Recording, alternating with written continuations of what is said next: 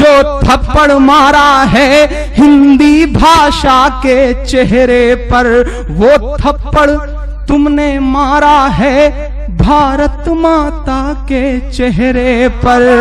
स्वागत है नाज़रीन, आप सभी का सुनहरे लफ्ज में सुनेंगे दोस्तों इमरान प्रताप अली की बेहतरीन नज़म। उससे पहले खास बात सुनते हैं, वक्त एतबार और इज्जत ऐसे परिंदे हैं जो उड़ जाएं तो वापस नहीं आते। चलिए पहले सुनते हैं इमरान प्रताप अली की नज़म। तो आपसे गुजारिश है वीडियो को लाइक कीजिए और चैनल को जरूर सब्सक्राइब कीजिए।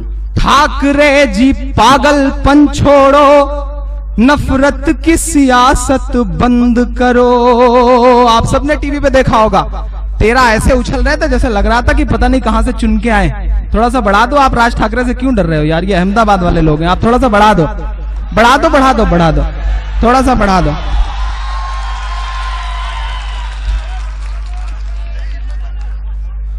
ठाकरे जी पागलपन छोड़ो, नफरत की सियासत बंद करो।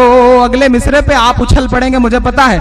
उनके 13 विधायक हैं। मैं बात करने की कोशिश करता हूं। विधायक जी सुनिएगा, हो सकता है मेरी भाषा थोड़ी सी कड़वी हो, लेकिन फिर भी कह रहा हूं कि ठाकरे जी पागलपन छोड़ो, नफरत की सियासत बंद करो। अपने 13 लंगूरों को कानून का अब पाबंद करो। ठाकरे जी पागलपन छोड़ो, नफरत की सियासत बंद करो। अपने 13 लंगूरों को कानून का अब पाबंद करो। तुमने जो थप्पड़ मारा है हिंदी भाषा के चेहरे पर। अगले मिसरे पे एक हाथ उठा हुआ नजर आए। बहुत बड़ी बात कहता हूं दोस्तों, जिसने थप्पड़ मारा उसका नाम है राम कदम, लेकिन अफसोस उसका एक भी कदम राम के कदम पे नहीं चलता, सब रावण के कदम पे चलता है। और IBN 7 पे उस दिन उसका इंटरव्यू आ रहा था, मैं सुन रहा था। आशुतोष उससे बात कर रहा था। बेशर्मी की हद होती है। आशुतोष ने कहा कि आपको क्या, आपने जो किया उस पर आपको थोड़ी सी भी शर्म है? उसने कहा नहीं, हमें तो गर्व है, हमें तो इस बात पे बड़ा घमंड है। तो आशुतोष ने कहा कि आप दोबारा भी ऐसा करेंगे? तो बेशर्मी की हद देखो। उस आदमी ने कहा कि सुनो सुनो सुनो आशुतोष, कोई हिम्मत करके देखे माई का लाल हिंदी बोलने की, हम बताएंगे कि मनसे की भाषा क्या है। तब मुझे लगता है कि मुझे कहना चाहिए। मैं पढ़ रहा हूं, मैं हिम्मत कर रहा हूं, मेरी आवाज से आवाज मिलाना। एक बहुत बड़ी बात कहता हूं कि इस देश में, मंच पे बहुत सारे लोग बैठे हैं, हो सकता है थोड़ी देर में बात कर रहा हूं, मेरा साथ देना। मैं एक बात कहता हूं कि इस देश में जितनी सेनाएं हैं, चाहे वो राम सेना हो, चाहे वो कोई मुस्लिम सेना हो, चाहे वो नवनिर्माण सेना हो, चाहे शिव सेना हो, सारी सेनाएं प्रतिबंधित की जाएं। इस देश में सिर्फ 3 सेना रहेगी, जल सेना, थल सेना और वायु सेना। इन सेनाओं के अलावा कोई सेना नहीं रहनी चाहिए। मैं पढ़ता हूं, ठाकरे जी पागलपन छोड़ो, नफरत की सियासत बंद करो। अपने 13 लंगूरों को कानून का अब पाबंद करो। तुमने जो थप्पड़ मारा है हिंदी भाषा के चेहरे पर, वो थप्पड़ तुमने मारा है भारत माता के चेहरे पर।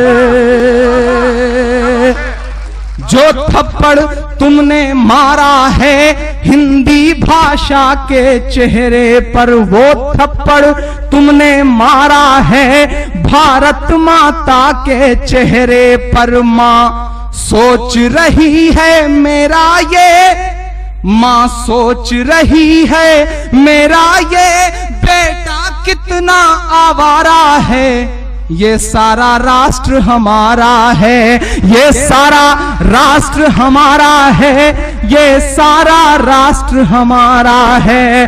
हिंदी उर्दू तो बहने हैं और दोनों ने ललकारा है। महाराष्ट्र तुम्हारा होगा लेकिन सारा राष्ट्र हमारा है। अगला बंद पढ़ता हूं, बहुत सलीके से एक बात कहने की कोशिश करता हूं। मुंबई हम सब की सांसों में बसती है। कभी सरदार अली जाफरी ने एक शेर कहा कि न जाने क्या कशिश है बंबई तेरी शविस्ता में, कि हम शामे अवध सुबह बनारस छोड़ आए। कितनी मोहब्बत करते हैं हम सारे लोग बंबई से। मैं एक बंद पढ़ रहा हूं, सुनिएगा। बंबई के 3 बड़े नाम गिनाता हूं, दोस्तों नज़म सुनने के बाद आप अपनी राय में क्या करना चाहते हैं वो नीचे कमेंट बॉक्स में ज़रूर बताएं। आइए दोस्तों मुंतखब अहादीस किताब से कुछ अहादीसें सुनते हैं। हज़रत अब्दुर्रहमान बिन यजीद रहमतुल्लाह अलैह फरमाते हैं कि हज़रत अब्दुल्लाह रज़ियल्लाहु अन्हु के सामने कुछ लोगों ने रसूलुल्लाह सल्लल्लाहु अलैहि वसल्लम के सहाबा और उनके ईमान का तज़किरा छेड़ दिया। इस पर हज़रत अब्दुल्लाह रज़ियल्लाहु अन्हु ने फरमाया, रसूलुल्लाह सल्लल्लाहु अलैहि वसल्लम की सदाकत हर उस शख्स के सामने जिसने आपको देखा था बिल्कुल साफ और वाज़ेह थी। इस ज़ात की कसम जिसके सिवा कोई माबूद नहीं के सबसे अफजल ईमान उस शख्स का है जिसका ईमान बिन देखे हो। फिर उसके सबूत में उन्होंने ये आयत पढ़ी, अलिफ लाम मीम ज़ालिकल किताबु ला रैब फीह से युमिनून बिल गैब तक।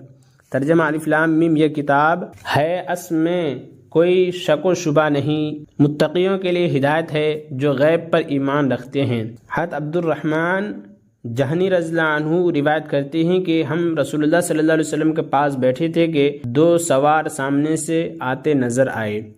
जब आप सल्लल्लाहु अलैहि वसल्लम ने उन्हें देखा तो फरमाया, ये दोनों कबीले किंदाह और कबीले मज़हिज के लोग मालूम होते हैं। यहाँ तक कि जब वो रसूलुल्लाह सल्लल्लाहु अलैहि वसल्लम की खिदमत में पहुँचे तो उनके साथ उनके कबीले के और आदमी भी थे। रावी कहते हैं कि इनमें एक शख्स बैत के लिए आप सल्लल्लाहु अलैहि वसल्लम के करीब आए। जब उन्होंने आप सल्लल्लाहु अलैहि वसल्लम का दस्ते मुबारक हाथ में लिया तो अर्ज़ किया, रसूलुल्लाह जिसने आपकी ज़ियारत की, आप पर ईमान लाया और आपकी तस्दीक की और आपका इत्तबा भी किया, फरमाइए इसको क्या मिलेगा।